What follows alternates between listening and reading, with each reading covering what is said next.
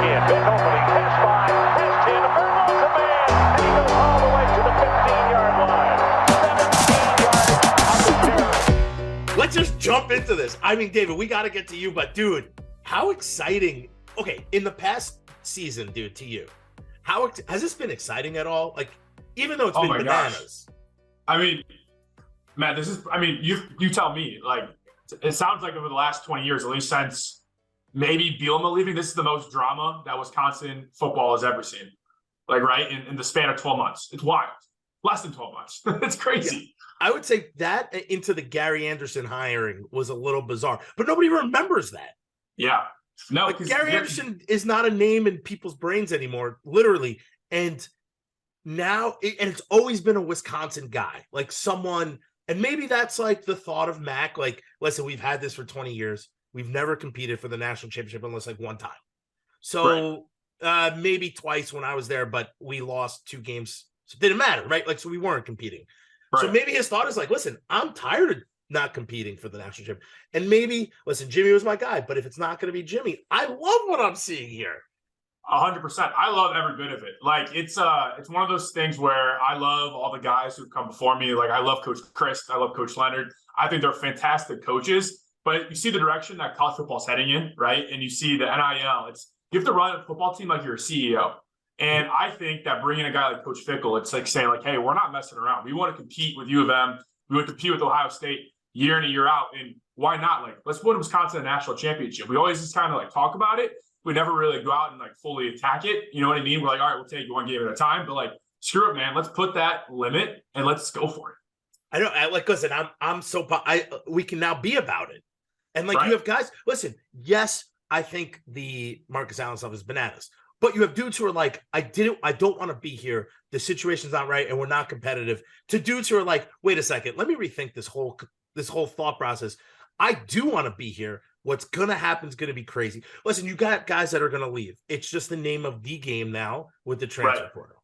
100%. But then you got guys that are gonna come in because they're like, yo, Wisconsin's gonna do it. Well, you look at the OC they hired, right? And you look at the new O-line coach, like the North Carolina guys coming in. Is it Phil? So learning his name, Longo. Phil Longo. Yeah, Longo. Like, if you've ever lived in LA, you know Longo Toyota. I don't think there's any relation, but the Longo Toyota ads have Colin Cowherd doing the reads, and it's Longo Toyota.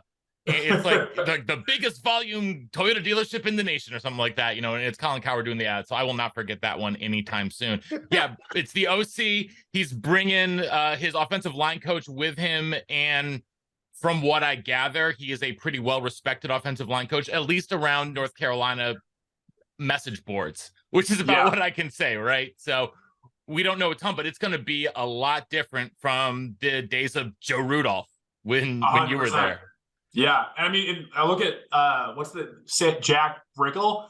Like, it sounds like the O-line coach are bringing in. He was a head coach at Louisiana Tech in the early 2000s, late 90s. He was in the NFL for a while. So, like, the guy knows his stuff. He's been around really good players. And you just look at, North Carolina sort of becoming a top football program, the ACC, the last couple of years. Like, it goes to, true testament to those two dudes. And now they're coming over to Wisconsin, and they're going to bring this new style of football that we've never seen.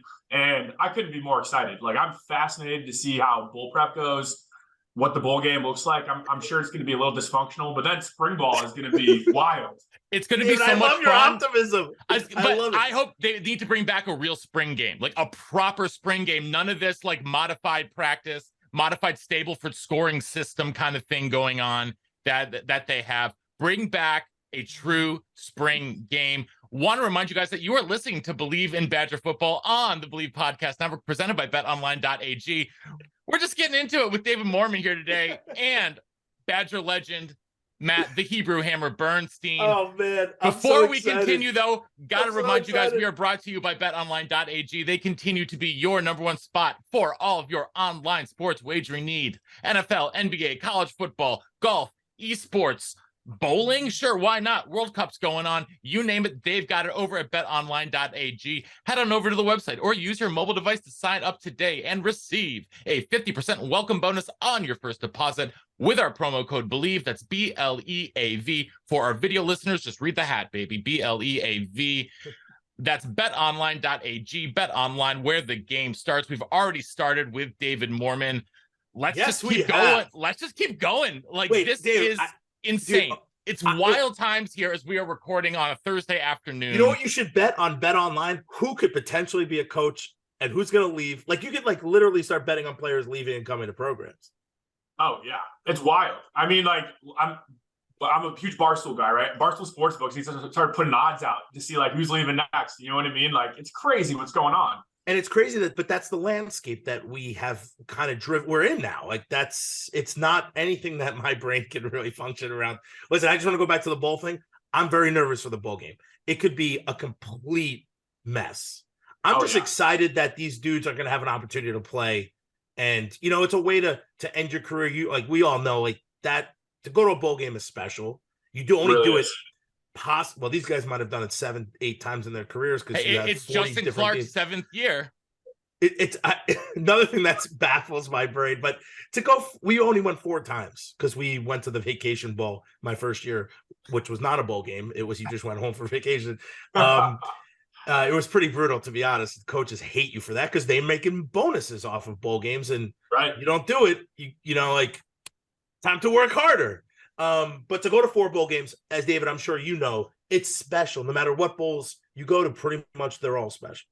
Oh, absolutely. And it's one of those things too, like you get so close with that specific team each year. The best gift you can give to the seniors, the guys who come before you, is ending them on a win, right? And I think this bowl game, you mentioned it, Bernie, like I think it's going to be kind of a wild, it might be a disaster, but for the sake of Badger football, like I really want them to win that for the seniors. The senior class has been through a lot.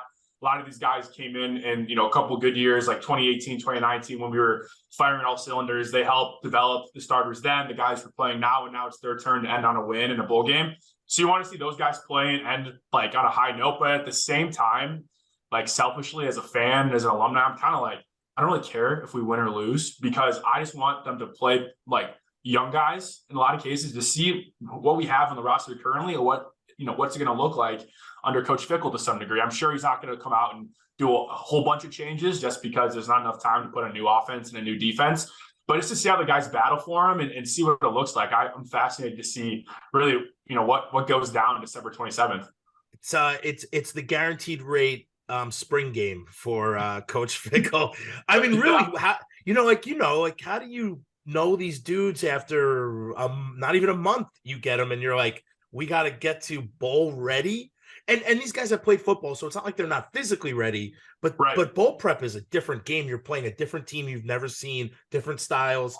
On top of that, Bernie, the team they're playing has lost their quarterback to the transfer portal, like a bunch of their players to the transfer portal as well. Yeah. They're running back.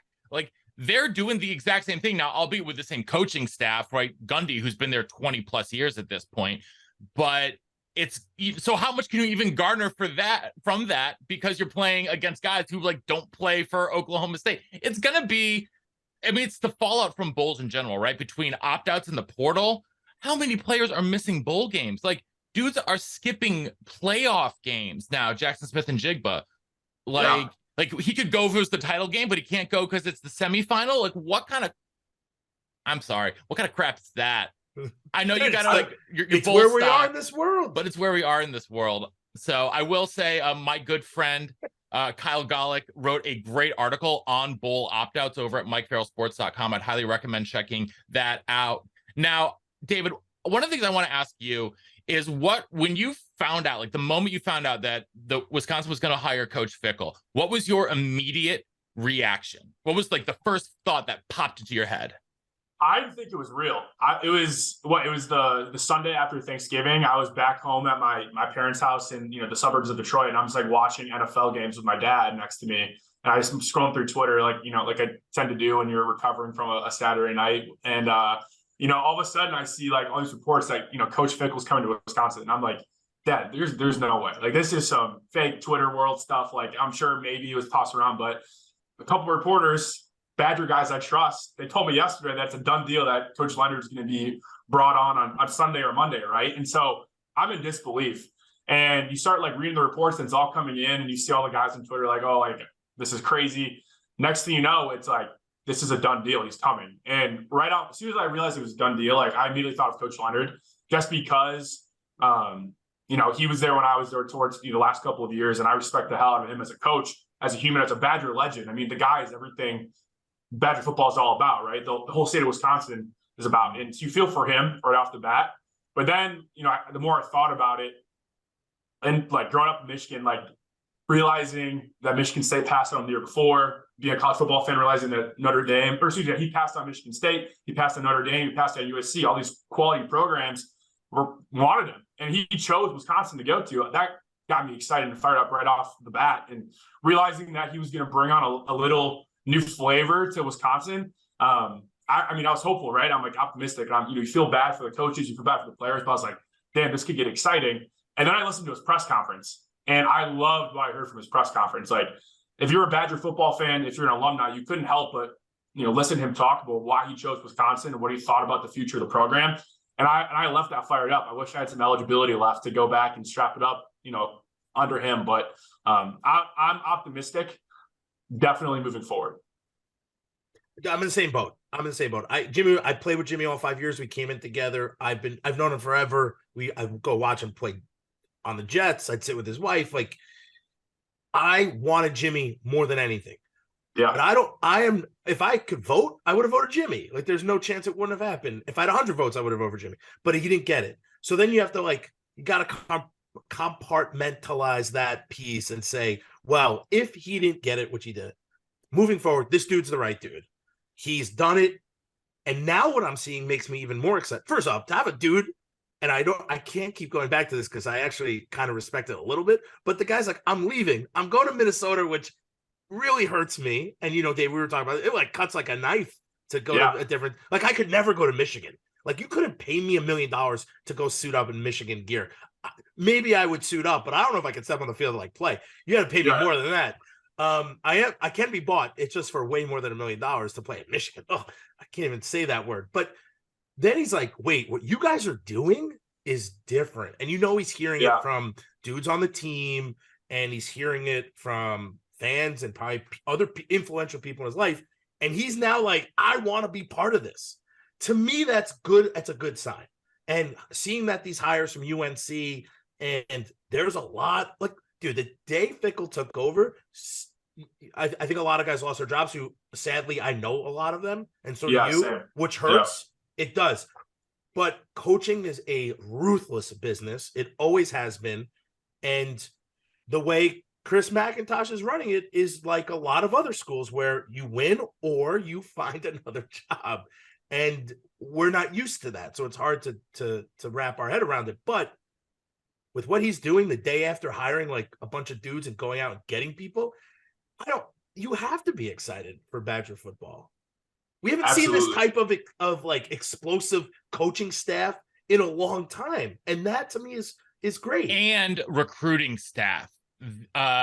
Maximus, the guy that they are bringing over from Cincinnati. There's a bunch of recruiting guys bringing over from Cincinnati, but this dude Maximus is the up and coming guy in the recruiting world. I've seen him on doing interviews with our buddy Clint. He is a dude. He's already out there on the recruiting trail going for guys. And it's a breath of fresh air because, David, as you know, this is how we're actually going to transition into a little bit of your backstory. The recruiting trail is a wild place, and even more of the Wild West now with the NIL. What was it like, for you to start getting recruited when you were in high school, and how has that changed from then to what you see now? It's honestly a different world, right? When I was getting recruited, it was, you finish your high school season and you do two things. You go to the camps, right? I remember getting in the car with my dad and driving around the Midwest, going to different camp for literally 3 weeks, during the month of June, right? Just going to everything. Anyone who invited me, going to Sound Mind, Sound Body, which was a huge one in Detroit that all the Big Ten coaches would fly into. That was the recruiting show, right? And then you would finish your season, you would go on huddle, and I would self-edit my highlight tape, and then my head coach would send it out. And then you would talk to guys at Alan Trieu, I think he works for 24/7 Sports. He was the guy who hooked me up, right, with a lot of the coaches. And he would send my tape out, and you would just you felt like you were a professional athlete doing all these interviews with recruiting services. And eventually you get enough hype, offers came in. I was lucky enough to get some MAC offers early on in high school. So that was nice because I knew Central Michigan, Eastern Michigan, Western, those are schools that, they want me. So I felt rest assured that, okay, like, I can, college would be paid for, right? I was pumped up about that. But growing up in the Midwest, my goal was to get offered by a Big Ten school. And for me, it took a while to get my first Big Ten offer. So just like it was grinding in the summers, and it was just like trying to connect and get enough hype out there for a Big Ten school to take a chance on you. And now it's wild. So was Wisconsin or was Penn State your first Big Ten offers? I know you had those two. I don't know if you had any others. Purdue, Illinois. Yeah, Purdue, Illinois offered me. Minnesota offered me as well. I mean, when all said and done, I really grew up wanting to go to either Michigan State or Michigan, just being a Michigan kid. Grew up a diehard Spartan fan. Like that was where I wanted to go.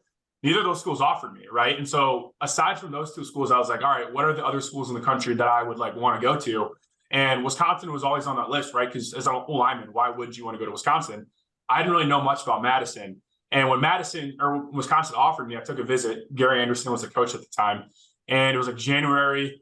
I went to a junior day. We're going to a basketball game. And I drove in off John Nolan. And I saw Madison lit up, like covered in snow.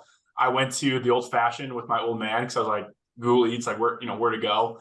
Sat at the bar, had ordered some cheese curds. And then the guy at the Old Fashioned was like, hey, like, do you want a drink? And being from Michigan, I was like, what do you mean? He's like, oh yeah, Wisconsin, if your dad or your parents let, like, legally you can have a beverage. And so I was like, oh, sign me up. I'm going to Madison. So, and it was just one of those deals. And like, at the time I loved Coach Anderson. I thought he was a really good coach. And I was fired up. Like Rob Havenstein, Kyle Costigan, those were some legit dudes. And Melvin Gordon at the time was running over everybody. So I was like, holy, like Madison's different, right? There's no college campus that resembles it.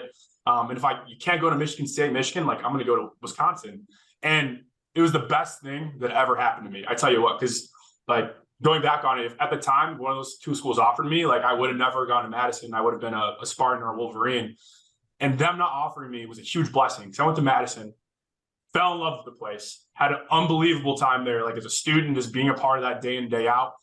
Fell in love with Coach Chris. Coach Rudolph's like my second dad. Like I love those guys. And the experiences I had there changed my life forever. And I'm so grateful for the opportunities I have. And like Madison is just, it's literally home to me. So it's awesome. Like it's the best thing that ever happened to me. And recruiting, you know what I mean? Like it's one of those things where you don't always get what you want, but it happens for a reason. And I think Madison coming into play was the best thing that could have happened in my life.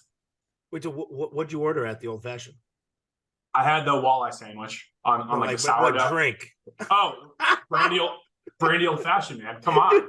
What is it? The walleye sandwich there is delicious, though. Oh, it's so good. It's so good. I would sign up. I don't. It must have been there when I was here, but I can't remember. But it's funny. I had the same experience. I flew in. I was like, it's the coolest town, and then we're drinking beer at with my parents at the Union. And my dad's like, I think this is probably where you should be. I'm like, yeah. I think so. They allow 18-year-olds to drink beer pretty much like with just like this is my dad. Like the rules. Yeah. What's funny is like you and I have a very similar experience, but like 20 years apart or 15 years, which you're saying like huddle and, doing all this other stuff. I had to do this on a VCR. So imagine how hard that was. Or maybe I sent some DVDs. Hard times. Bernie, DVDs were like just coming out when we were in high school. So yeah, you're a couple years ahead of me. VHS. So, you had to pay a lot of money to send VHS tapes. But okay, so David, what's your favorite part about Madison off the field? Like what was it about Madison that made you sort of be like, wow, this is home for me? You know what? It was one of those things. Like, first of all, academics, like you just immediately check the box. So right away I was like, all right, as far as football is going to end for all of us one day.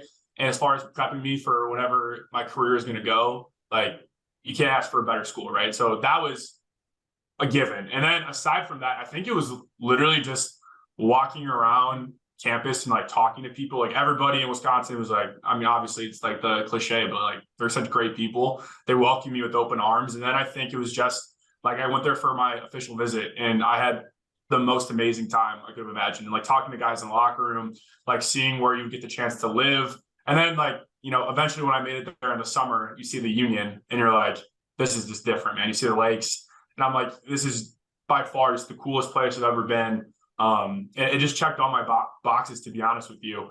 And over time, like Wisconsin historically, Bernie, this, we recruit awesome dudes from across the country and everybody has like pretty similar values. No matter where you come from, everybody believes in the same thing. And I just became so close with so many people.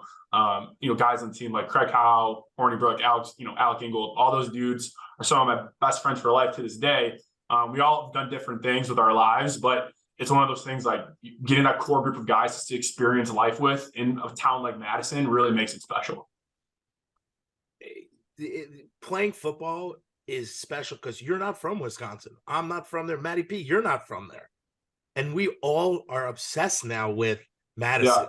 And that is what's special, the alumni base, not just football, but I think obviously football brings a different dynamic of like the locker room, and you literally are with these dudes for 12 to 16 hours a day. I even lived in a place, like I lived in one room with Owen Daniels. So like 24 hours a day, I was with a football player, pretty much. Like as crazy as that sounds, right? But you come from other places, and it's interesting because people bring a lot of their culture or their way they go about themselves, but you're in a locker room. I like the values thing. Like you come together and you're focused on football, and your eclecticness can come out and shine. And I think that's what's really special about football guys, because you're all in there for a reason, but it's always fun to just get to know a lot of dudes from like a lot of different places in this world, like Texas, California. You're like, you have all these thoughts about like who, like, dudes coming in, from California, they're like, potheads or gangsters. And like, that's not true at all. Right. But like when I was 18, I'm like, I don't know. I've seen like 3 movies, and those are all the movies in California that they say. And then you get to know these dudes and they become your best friends. Exactly. Yeah. And Anthony Davis is from like right around the corner from me in Jersey. And he's one of my favorite people in the world. And we had like a 1-hour conversation about all this craziness, because it's still, you're so involved, you're so vested. And it sounds like 100%. You are super vested as well. Oh yeah. I mean, it's one of those things like you live it every day, you fall in love with it. It didn't take me long to fall in love with it. By the time, like, I think it was my freshman year, we're playing Iowa, and like, it's the first Big Ten game I was a part of. And, the first couple of games we played a couple of mid-major schools, and like, those are great atmospheres, but all of a sudden you're like in a real Big Ten game. And I think we lost that year, unfortunately. I think it was a BS. Like, we fumbled in the red zone on the goal line. We lost, but still, it's like seeing the atmosphere for a Big Ten game. You're like, oh, I made the right choice. Like, Camp Randall's amazing. And then first of all, the people, like, I fell in love with it right away. And then over time, you just like appreciate it. And once you leave, I've appreciated it even more. I'm like, damn, that was really cool. Like, I would do, like, I sound washed up, but like, I would love to go back and like do it all over again. Cause I had such an amazing time, amazing experience, met my best friends, and like, like it's Madison's it's work hard, but it's also play hard too. So like, just getting the best of both worlds. And you mix in some solid academics in there too, and networking and alumni, like it's an amazing place. So that's why I'm so fired up about the future, right? Because I think in a lot of ways, Wisconsin is just try to like, it sells itself. And haven't always done, I don't think the most aggressive job in the world of trying to like bring people in. It's always kind of like, hey, like if you're a good football player, like come visit Madison, like you'll fall in love with it. Like we want guys who want to come here. But I think we have a really awesome opportunity moving forward to like kind of go on the offensive and just be like, trust me, like you get here, you're going to love it. And like, it's unbeatable. So I'm definitely excited for other people to kind of like fall in love with Madison as well. It's going to happen. I mean, there's no, listen, Fickell came with, he has what, 6 kids, 5 kids? Like he came here for that reason. Like he picked this place over some of the top premier.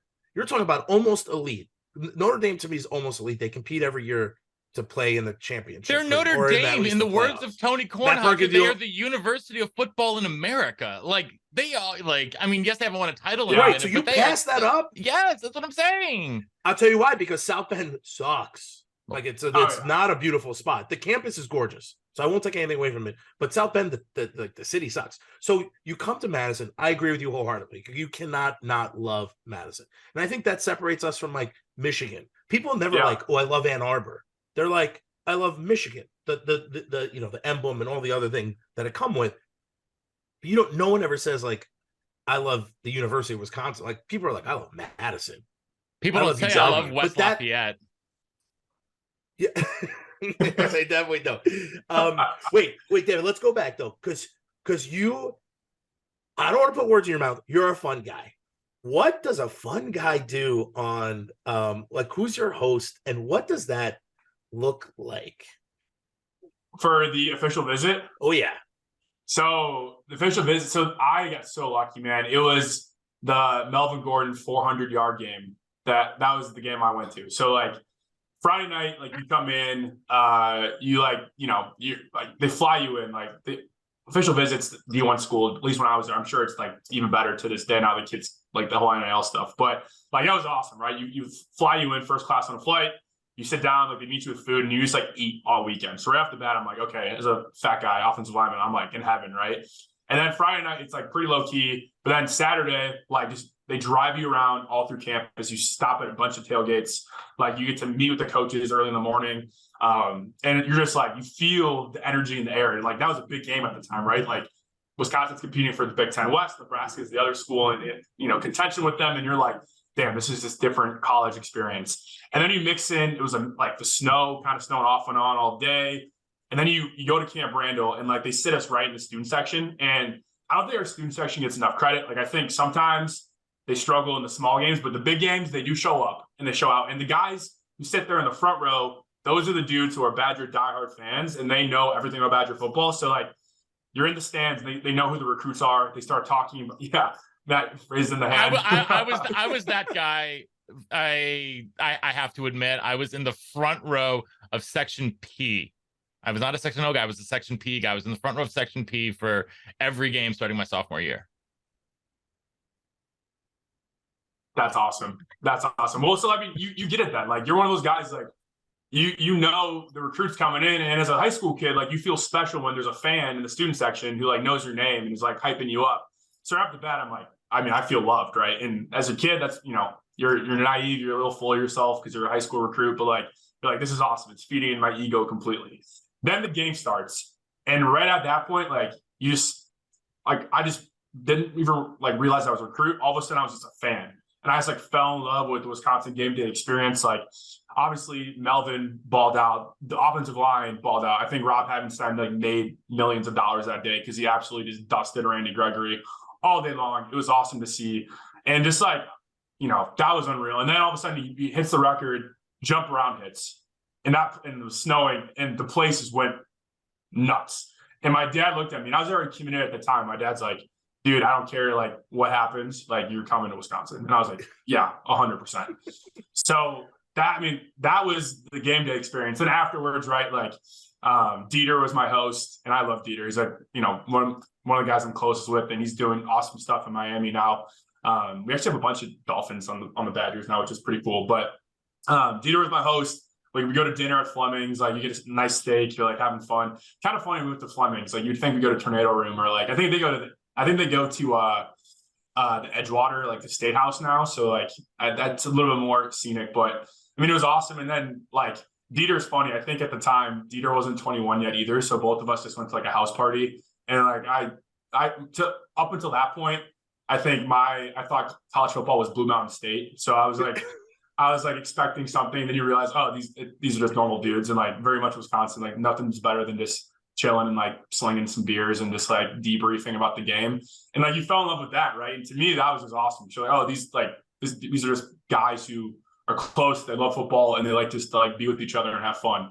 And I think that's when I realized like, okay, these are genuine people. They're not anything like over the top, like trying to be something that they aren't. They just love football. They love having a good time together. And that's when I was like, okay, this place is awesome.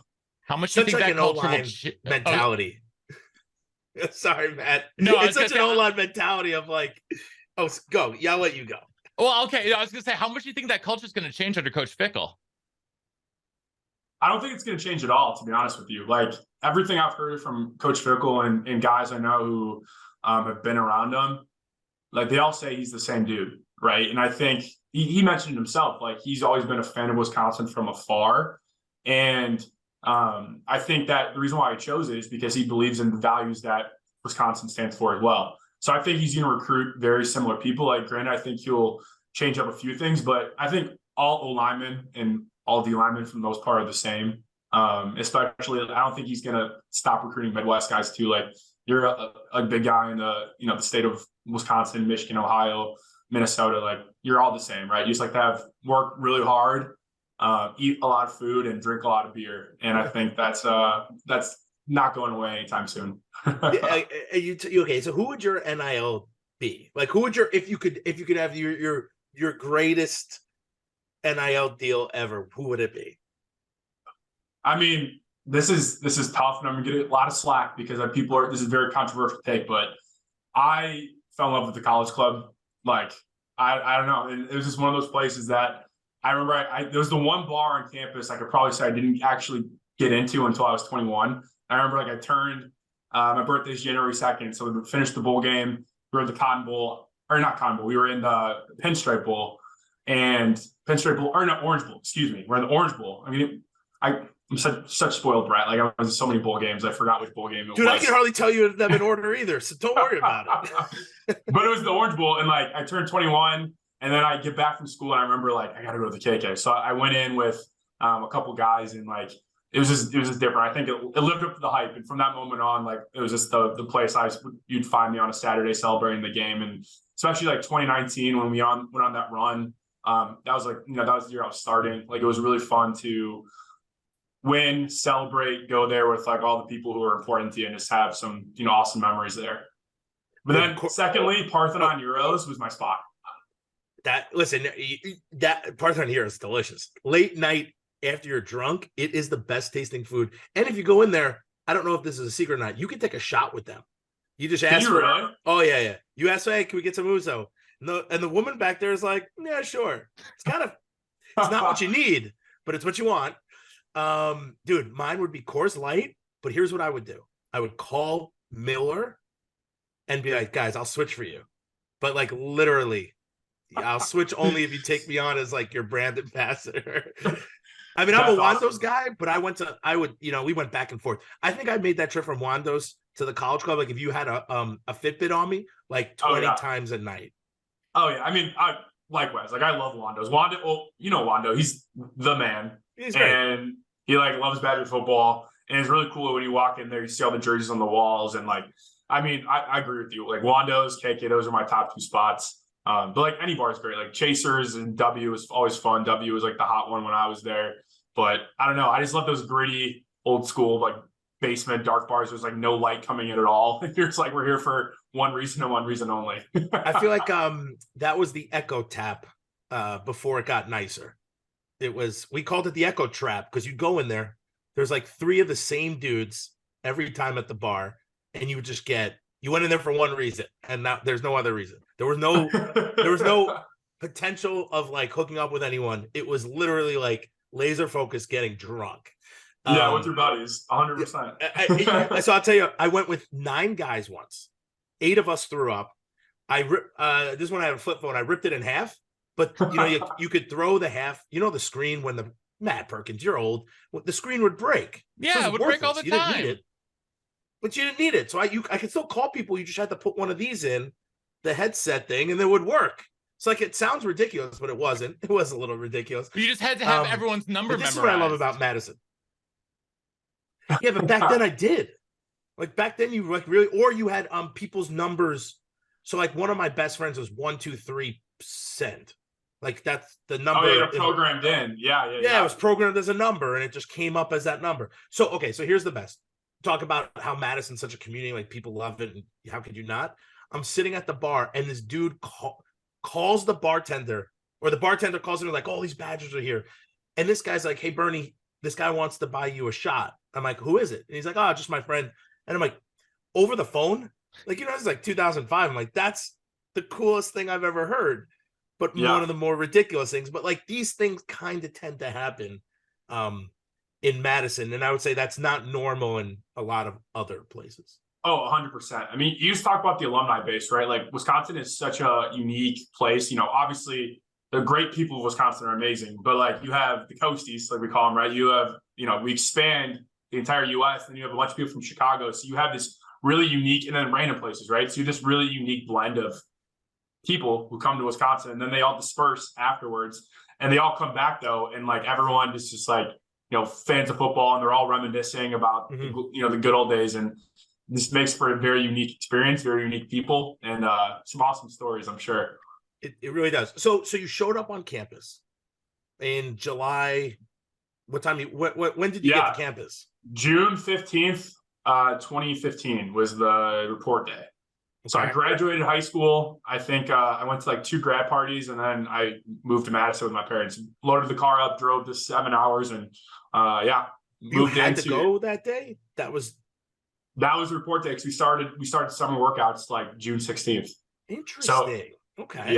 yeah. So I think a couple guys, like, you could delay it if you wanted to, but I think, that was Coach Chris' first season. So it was like, hey, we want everyone here in the summer. Like, we gotta, it's still like, the upperclassmen already went through winter workouts and spring ball, so they already knew what was going on. But like, still summer is such a critical piece to make sure you're in shape and getting ready in the mindset. It's like, hey, we're done trying to just like break you off. Like, now it's time to lock in because we got a long season coming. So what was that time like? As you show up, where you at the Regent? Yeah, it was. They moved us into varsity quarters that had just opened up. So like right above the Quick Trip, right there on Monroe. Mhm. So moved in there. It was me, Olive Sagapolo, Kevin Estes, and Craig Howe. We had a 4-person apartment there, and like you just you're right across the street from the stadium. And at that point, like, Madison's a ghost town in the summer for the most part, right? So like literally, you just are in summer classes. You're trying to get ahead in some credits. And you would work out in the morning. No, you would work out in the afternoon because we were younger guys. So we would go to class all morning. You'd have like a 2-hour break. We would go to Badger Alley, grab a sandwich like Jimmy John's or something. And then like, hey, it's time for a workout. And then as a freshman too, like, they're grinding you. And for me, I thought I was in good shape coming into college. I was like 290, I think, like going in. And within the first month, I dropped down to like 270. So I just like I learned how to really work out for the first time. Right. So, and Coach K, he was the strength coach at the time. So it was him, Coach Snee, Costi, like those were my guys. Brady Ewing was there at the time too. So like you had all these dudes who, had played at Wisconsin, who knew what the history was about. And they just took it as an opportunity to like, hey, you're going to work your butt off here. But at the same time, like, here's what Wisconsin stands for. And like, we'd always mess around because it was workouts, but every workout started with like a 30-minute lecture from one of the guys. It's like introing you to the culture and the place. And it's really just Badger football 101. And so right off the bat in the summer, you have an appreciation for, the place you're going to. And then, camp starts. And I think that was the last year 2-a-days was a thing. And you go through 2-a-days for the first time and you're like, oh, this is crazy. And I broke my foot actually in summer workout. So I wasn't able to practice, but still just like the time commitment. And it's like, oh, I mean, it's like a full-time job in camp and all you can think about is football and nothing else. That was probably like really tough for me as a young player, but you get through it, man. And then you're like, okay, like it's all worth it as soon as, Saturday and September rolls around. You just got to get through that first camp. Like there's nothing worse. Your experience and my experience are a little different. Like we like disappeared off the face of the earth and went to the seminary where I didn't even have a cell phone at the time. So literally my first year was you're with these guys that you don't know. And that's it. Like there was no other. You're not getting letters at the seminary. You're not sending letters. So like, I know this is kind of foreign to you. I don't even think there was a computer there. So like I had no opportunity to call outside the world. And like when you think back, I actually kind of like that. Like there was literally no one carried their cell phones around. People just were wearing their Wisconsin issued gear and wearing sandals outside of practice. And there was nothing. You had to talk to your dudes. And I find that to be like the coolest aspect of my first year. But also you're on a effing island by yourself with dudes you don't know. So you're getting to know like these cool guys, but you don't know them yet. And you are like, what the hell am I doing here? And if you can just get through that one, and then you get to the games and like prepping for games is a lot easier than your terrible time at camp. But you were there for the last 2-a-days. I think I was there for like the last 2-a-days in a row. So like, you guys had triples probably, right? I always heard like it's hard to say what they were. They were like a morphed practice, like one long one in the morning, one long one in the afternoon, and then like tons of meetings around it. But we did that 2 days in a row. And then on Wednesdays and Saturdays, you would go to the stadium and scrimmage hard. Oh, yeah. And those scrimmages were like wild. Oh, my gosh. Like 40. I remember it would always be like Coach Chris would have, like Coach Chris loved long practices. So it's sort of Rudy at the time, and they would kind of like scheme it up. So we'd have like 30 period practices, but then like you get the period 29 and you'd be like, oh, hell yeah, like we're almost done. And then it's like, I remember looking at like Dan Volt's type of like, no, we're just getting started. Because like the last period would be like a huge block on the script, because then it's just like, all right, we're going to go until Coach Chris tells us to stop. Yeah. But, and you know what? It sucks. But once you get into the fourth quarter, like I give him a ton of credit, because like he knows, like you think he's crazy. He's like losing his mind. He's just out there to hurt you. But it's like, no, he's getting you ready for fourth quarters against Iowa in November, when there's 8 minutes left on the clock and you have the ball back, and you got to have a long drive to end the game. And I like it helped us so much in my time there. I think that's why we had success when I was there, is because we had guys who went through it and were willing to do it and put the work in and just kind of like grind together, right? And like there's nothing better than when you do get a day off and you're just like all kind of like sit together with like on the couch and you just kind of like debrief and kind of bitch about what happened at practice. But like that's how you get close as a team, right? Like it's going through those experiences and that pain and all that stuff, and it makes the wins and the time you spend together a lot more valuable. Did they do anything fun for you guys, like during camp, like take you somewhere? Or... We went to a couple Brewers games. That was always like pretty fun. Like load up the bus, go to the Brewers games. Like Coach Chris is always mixing in stuff. Like occasionally would have like a comedian come in and like talk to us and stuff like that. Or like Coach Chris realized though the best gift to us was when we would have like afternoons off. So like it was one of those deals. We would come in, we would have meetings in the morning. You'd practice, and he'd be like, all right, after lunch, like you guys are free to do whatever you want. And like I think Coach Chris, like he worked us really hard, but he had a really good sense of when guys needed afternoon off and when we earned it. And I was like that always got the guys like fired up for sure. Dude, there's literally nothing that would have kept me in that chair. If they're like, you can have an afternoon off or be a judge at Victoria's Secret Model, I'd be like, guys, I'm going to take an afternoon off for this. I mean, it's very tempting, but I think an afternoon, because that's what the camp mentality is like. You got to break out, or else you cannot stop thinking about it. 100%. Wait, so when you showed up and you're 270 now because you're working out, who's in the room? I mean, there must be some monsters in that room with you. Monsters. I mean, it's one of those things too. Like I think the biggest I ever got, which was 320. My playing weight was 305. But like when I was 270, you look around and you have these genetic freaks, right? You have like John Deaton, who like was, I swear to God, came out of the womb like 300 pounds, like benching 375, right? So like he was the other offensive lineman in my class, and I'm like, I gotta build up to be John. And then you have guys like Tyler Maris at the time, who was just a monster. Ray Ball was like the biggest human being I've ever seen at the time. Like Dan Volz wasn't very tall, but Dan was just built in like human muscle. And then like all the guys above me, right? Like the class right above me was like Benchwell, Dieter, Papoy, Jake Maxwell, like. Those dudes played a lot of football from early on, especially that season. Like I think 4 freshmen started that year, and those guys only a year older than me were massive already. And like I realized that I needed to fall in love with the weight room, or else I wasn't going to have any chance at all. And luckily, like our strength staff was so awesome. Like that's you touched on it earlier, but like the strength staff who's there now, I love those dudes, man, because they were there from when I started. Like Coach K, I think is an unbelievable coach.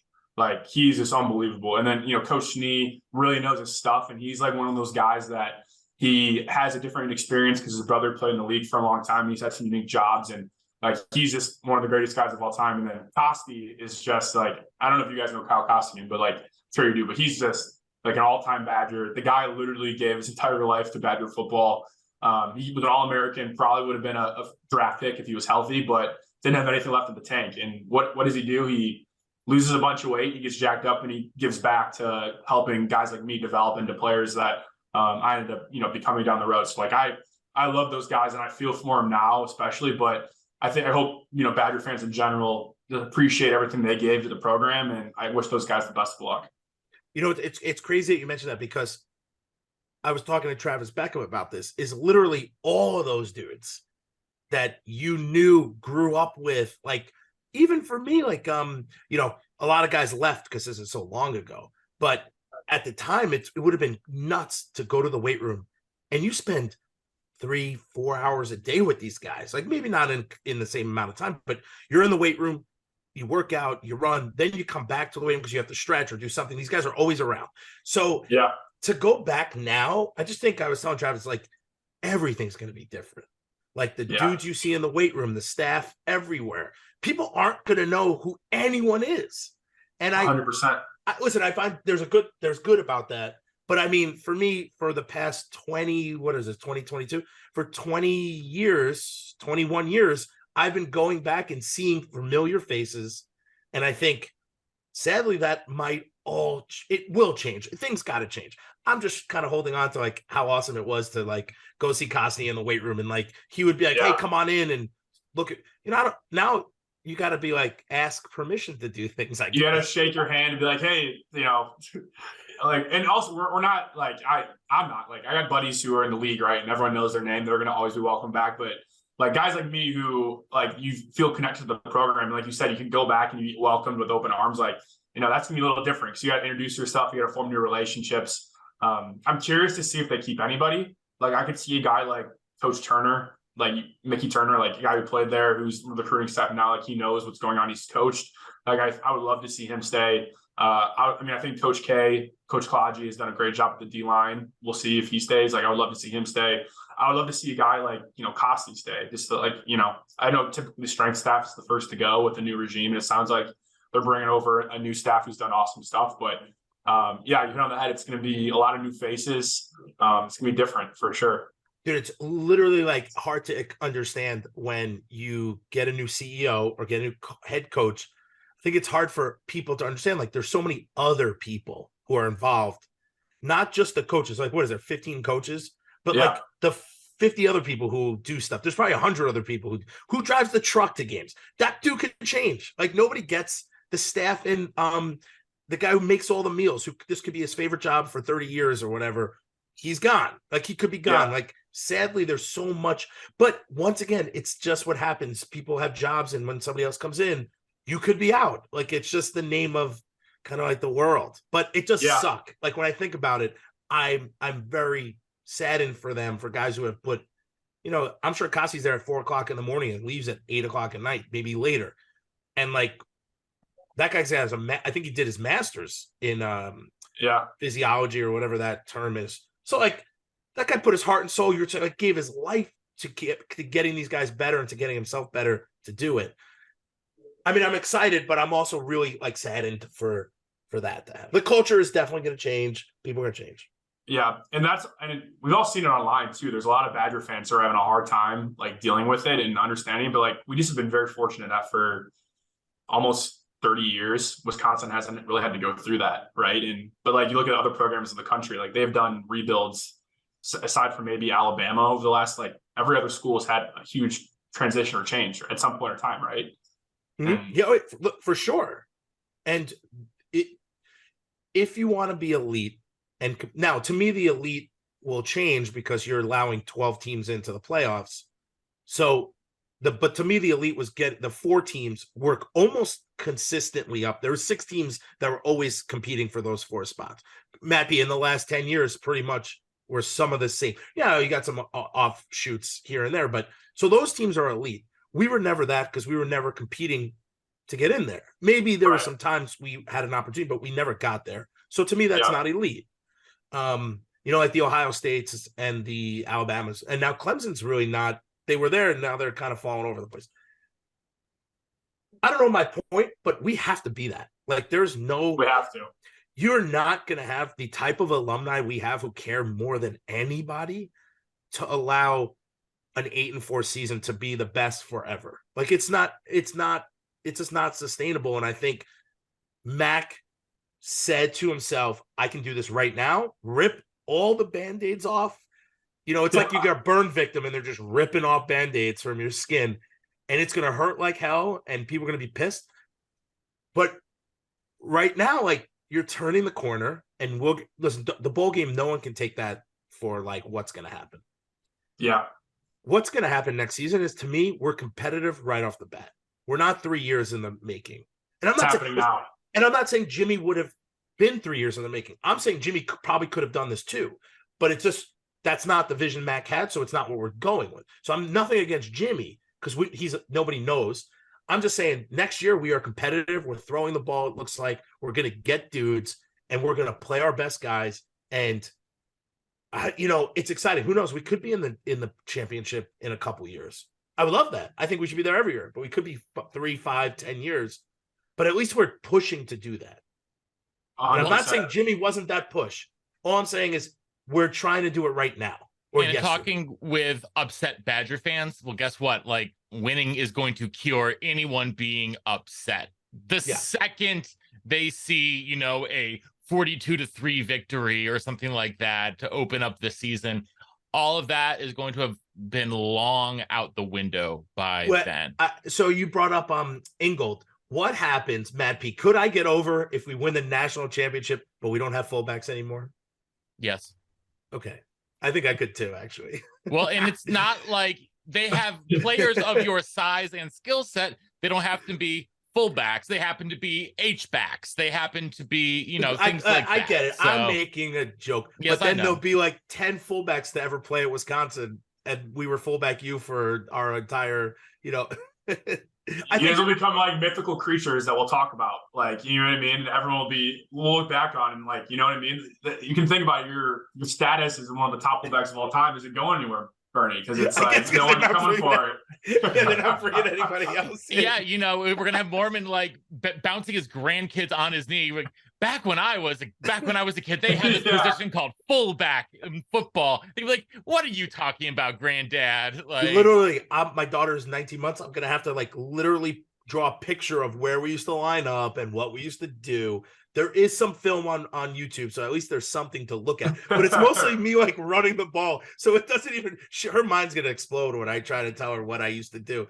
Listen, I'm excited. I'm pumped. But let's get back to you, dude. Who cares about me? So what was it like to like get on the field?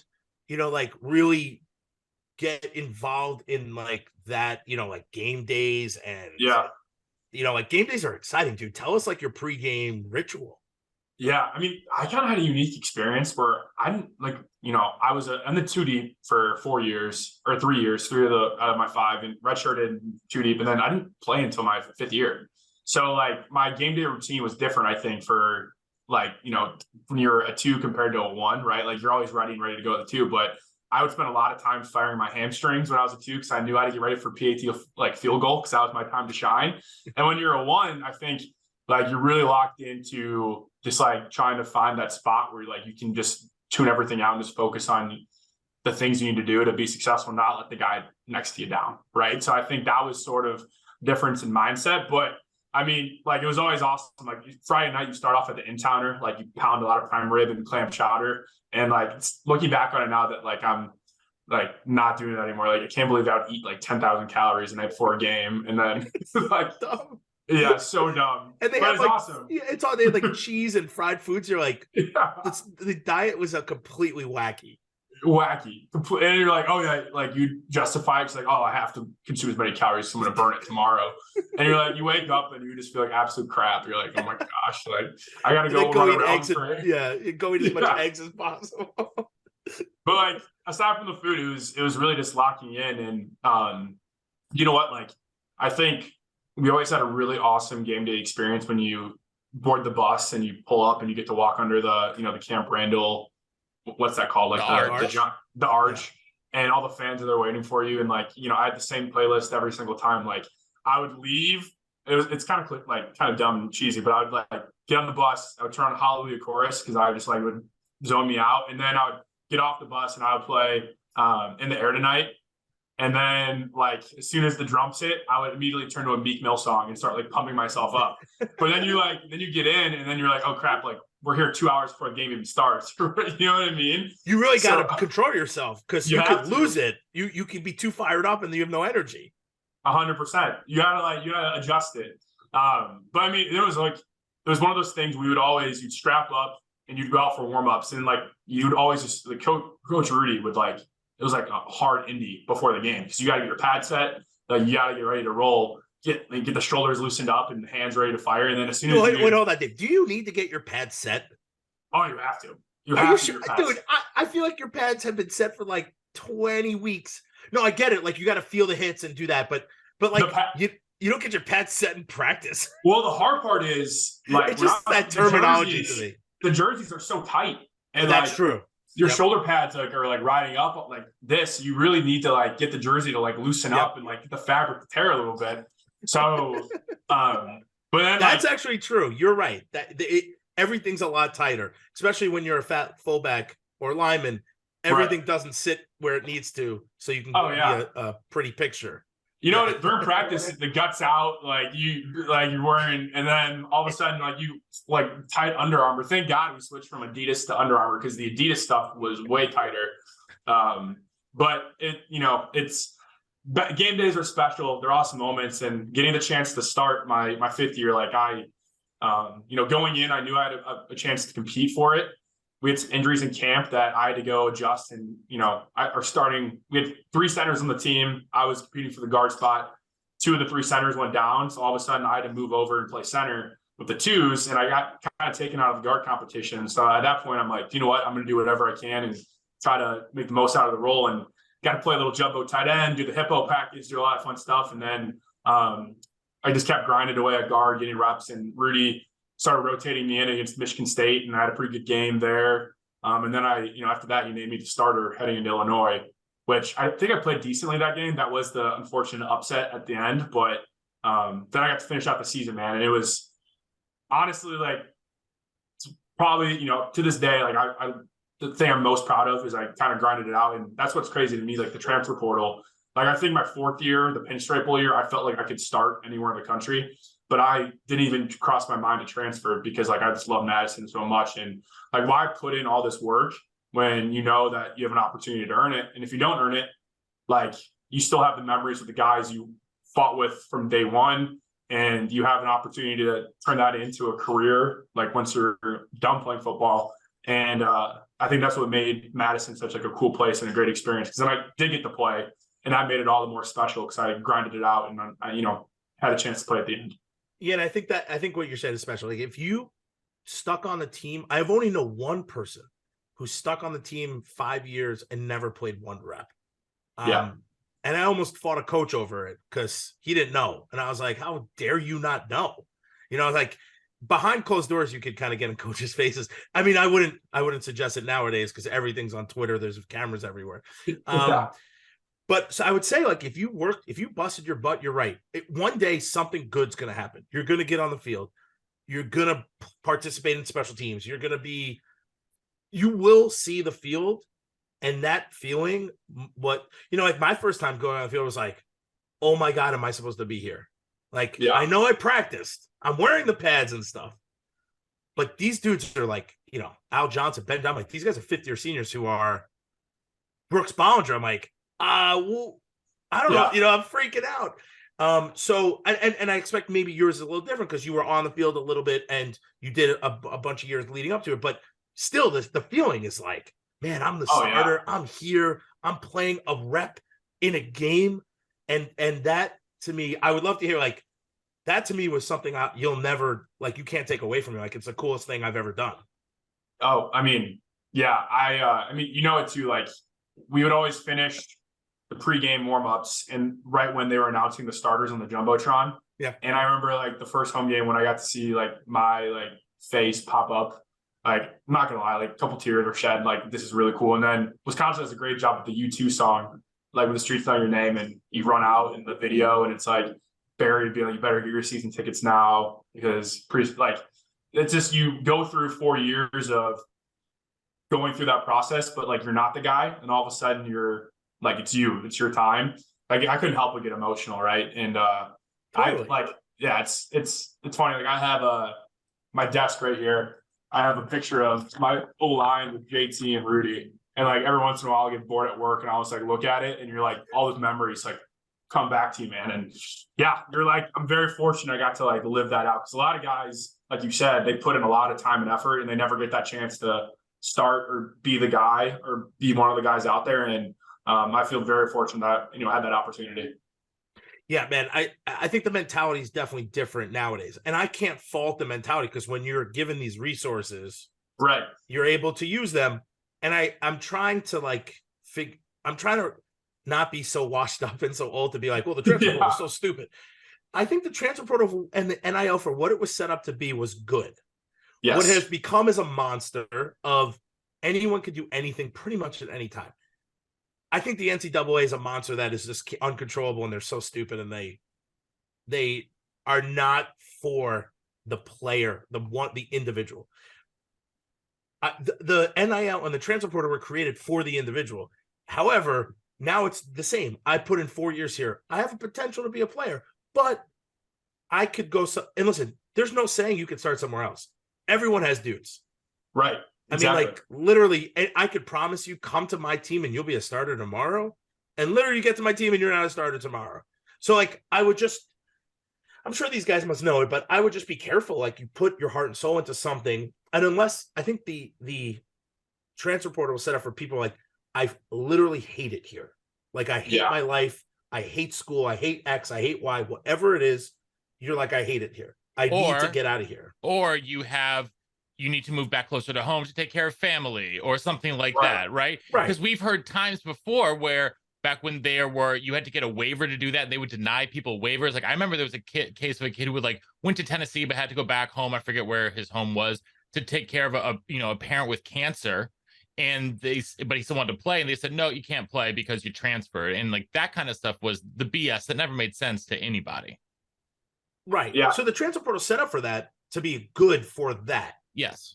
What it's really done is basically kids can become free agents if they're just not whatever their reason is. It's valid to them, and I'm not, who am I to say, like, as a couch potato now, like, that's an invalid reason.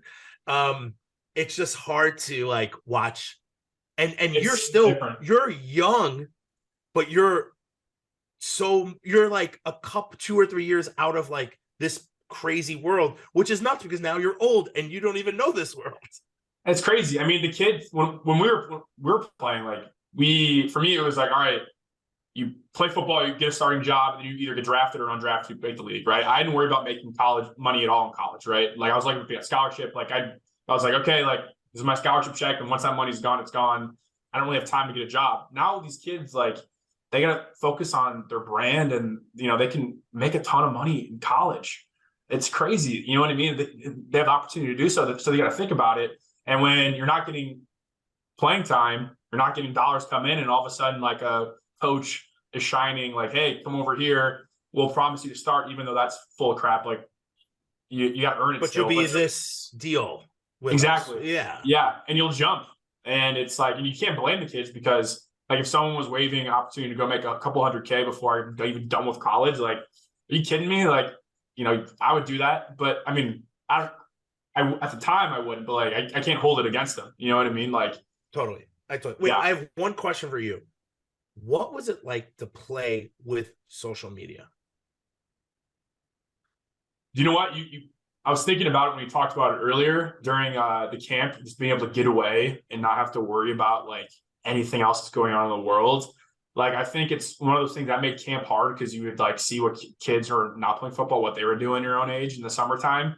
And, like, I wish I could just kind of, like, lock in and not see it. And so that's, like, probably the number one thing is when you're going through the time commitment that is football. Like, I kind of wish I was able to block it out and not look at all that stuff. I was never one of those guys that like, social media never really impacted me. I kind of was always just, like, tuned it out. Some guys definitely got the best of them. There's a couple guys, like, who were starting and really, big people on our team who would have a couple bad games or bad plays, and afterwards all of social media would be going after him. And I think it really messed with their head. I remember after the Ohio State game, I gave up a sack to Chase Young. I was peeking the mic. If he came, I was supposed to take him. Otherwise, I had to go give help to Cole, our left tackle, real quick. So Chase was going to make an inside move. And I hesitated, waiting for the mic to come. And I went to go give help, and he shot right past me. And I think Joe Klatt went David Moorman, more like David the Open Door Man. And that's the only time where after a game, like, a lot of people were, like, just tweeting me Open Door Man and all that stuff. But, like, that's funny, man. That's all part of it. I think it depends on the guy. I think a lot of players, like, they just grow up with it, so they're able to tune it out. But there's definitely some people, like, talking about mental health these days too. Like, it definitely contributes to a lot of those cases, because at the end of the day, we're just kids, man. Like, I look back to 3 years ago when I graduated to the guy I am now, like, trying to get my career started. Like, I'm a completely different person, and you just mature over time. And it's I think it's one of those things as a country, I don't really know how you solve it, because there's bad eggs everywhere, but I think at the end of the day, like, you just got to understand these guys are kids.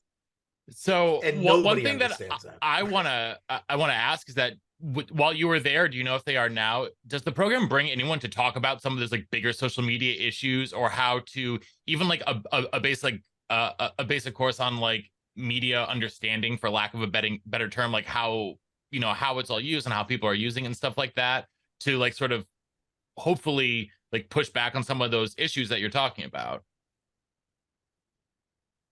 Yeah, from 2016 through, so my second year there for the rest of my career, like, we would always have a talk from the Bryans, like Brian Mason and Brian Lucas would come in, and they would like talk to us about social media and like really what to talk about, what not to talk about. They would train us every year. It was always like an hour-long meeting the first night of camp. And you know, that was always really helpful. But what Coach Christ actually did from day one, my freshman year, is he brought on this outside firm who took every player on the team, and they went through Twitter and they looked up every single tweet that anybody had like tweeted since the inception of time. And if there's any bad tweets, they would just pop them on the big screen for everyone to see. And it got really uncomfortable, right? And like, if you see your name go across the screen, you're like, oh my gosh, like, I was 12, but still, like, you think, you know, you're 12, you don't think it's gonna hurt you, but all of a sudden it's like posting, and you just get embarrassed. And I remember I got embarrassed a couple tweets, like nothing crazy bad, but it was just like quoting like a song, or like at the time you would say something that you thought was funny to your friends. In reality, it's like, even though maybe at the time you thought it's funny, you thought hurting anybody, like, you could see why it'd be a problem, right? Especially as a athlete competing on the highest, you know, second highest stage aside from the NFL. And right off the bat, I went through and deleted everything. I think every guy on the team did.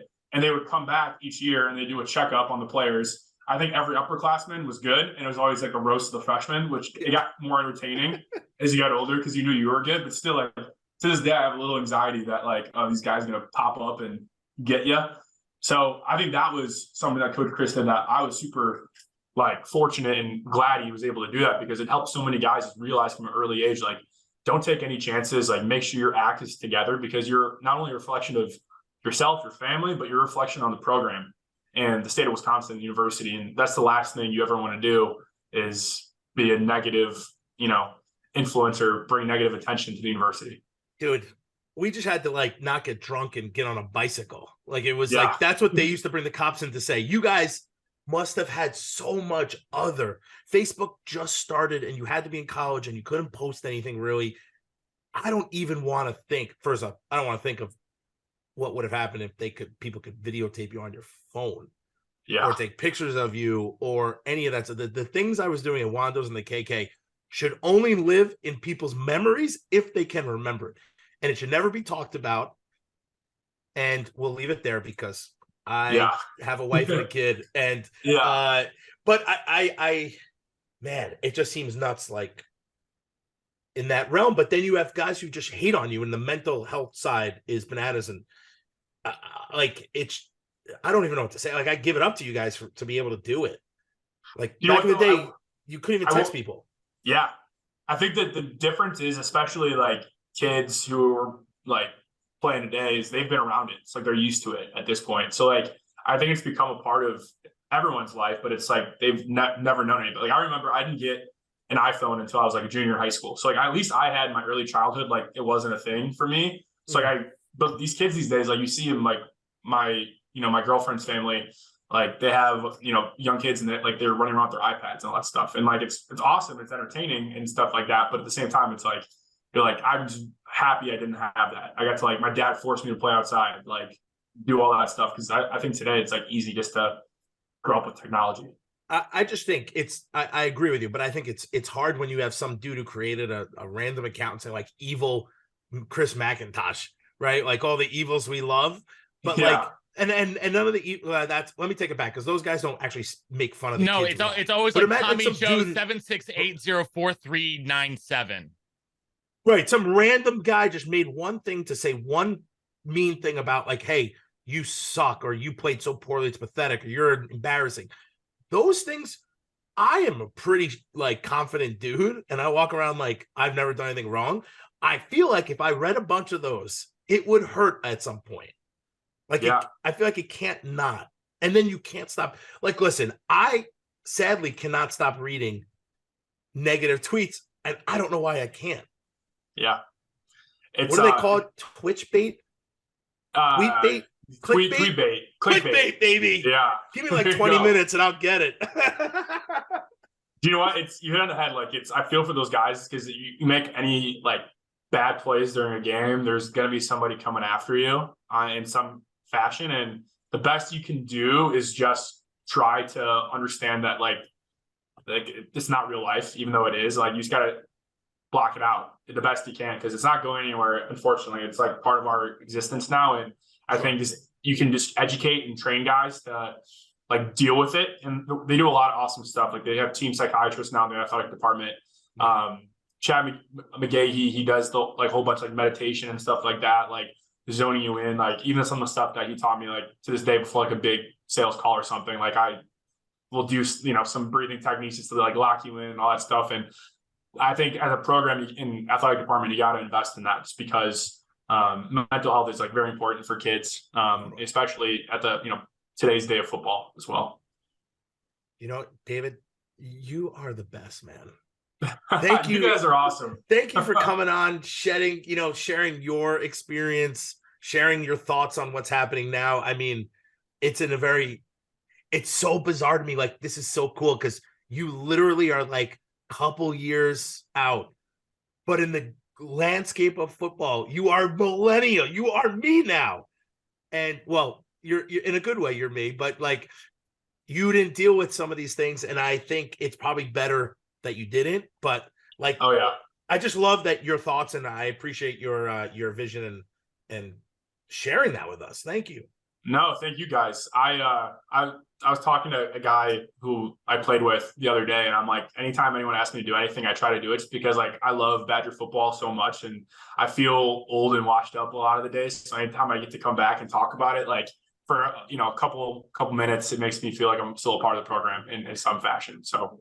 Dude, you'll never not be washed up, but you will never be like, it's not negative. Like, to me, I'm like, I'm washed up, but it's a positive washed up. Oh, yeah. It's great. And I mean, you guys all know this too, like getting to play at a place like Wisconsin, you get to carry that for the rest of your life, and it opens a lot of doors. And even now that I'm, in my career and outside of football, like even just getting to talk about it, like it definitely something I'll take with me. And I'm very fortunate, and that's why I love Madison so much. Well, we are fortunate to have you here on the show today, David. Thank you so much for, like Bernie said, just taking the time to hang out with us. It's such an exciting time. I think we're going to have you back in the spring or on the spring game to talk about that and everything that you're seeing, because it is just, there's so many more things we could have talked about today too, but I know I have to run to a meeting. So, but we want to thank you so much, David. Where can people find you on social media? I think my Twitter handle is like dmoorman68. I don't know. I'm always tweeting random stuff, so look for me there. No, you guys are awesome, man. I love the podcast. Thanks for having me on, and everyone relax. Like, Badger football is gonna be fine, and we're dominating dudes in the fall, and we're competing for titles. It's gonna be awesome. So people just need to take a deep breath. Yeah, exactly. And don't tweet anything at somebody. Just take a deep breath and don't get on social media. If someone enters the portal, don't tweet negative things at them. Because they could come back. They could come back. Also, because it's like, if I'm at another school and I'm interested in Wisconsin, I see all these people just like rag on the kids. Like, why am I going to want to go there? It can't just be at Wisconsin. I have to believe it happens worse in a lot of places. I live around a lot of Tennessee fans in Nashville. Wisconsin is so tame compared to this stuff. Don't go on social media. Yeah, that's real. I follow the dumbest things on social media. I don't get anything when things happen. I'm like, usually it's because Matt texts me or some other alumni texts me, because I don't follow stuff on Twitter that I'm supposed to. I follow like evil Paul Christ or evil and like, I don't know, just other stupid things. It's like the old thing your mom said: if you don't have anything nice to say, don't say anything at all. Just like just applies. It's like so true and cliche, but like just applies to Twitter more than anything. It also applies to like 10% of the people in this world, because nobody listens to their moms ever. Like in the Twitter sphere, it's like 0.01 people are like, oh yeah, I'm gonna say something mean, so I'm just not gonna say it right now.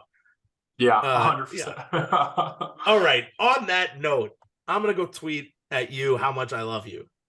I love you guys, man. It's been awesome. We all got to get together in Madison in the fall or spring for something and grab some beers or whatnot. Oh my God, please. We'll go to the old fashioned. We'll do like a little mini tour of our hosted. Listen, I never got an official visit, so you guys can take me on an official We'll visit. We'll be your host. There we go. Matt Perkins, I'm gonna do what I did to a lot of other guys, man. I'll put you in the ground. Didn't they stop giving you kids after They kept asking me for like 5 or 6 years, and then no one ever showed up. And I'm like, well, guys, I know why. They have too much fun. They go to school that's like just they had a different time. Like guys have a you don't even have to go there. I'm like, guys, stop giving me guys. They never say yes. It's so funny how the coaches like know who to give them to, and like at this certain point, like for me, they gave me Isaiah Loudermilk, and Isaiah Loudermilk was the only official visit kid I ever had. They also gave me Aiden Hutchinson actually, but that was different because he talked about Michigan the whole time, so like I knew he was going to Michigan. Yeah, but I don't know. My one guy, Isaiah, he's in the NFL now. So you're 1 for 1. You're 1 for 1. 1 for 1. So absolutely. Does it count if I know Stocko... from your class, the person they gave the most OVs to was Chris Orr. Oh yeah, Chris Orr. I mean, Chris is a golden boy. Like you can tell him, like it was Chris Orr through and through. He's the GOAT. So if Stocko was hosted by Owen Daniels, but Owen was my roommate and he came, I think it counts. So I have like a half. I have a draw. I have like a draw. It's there like when you play a game and nobody wins. Like, it's great. You just gotta claim him. Claim him as yours. It's all because of you. Yeah, I'm pretty sure it was because of me.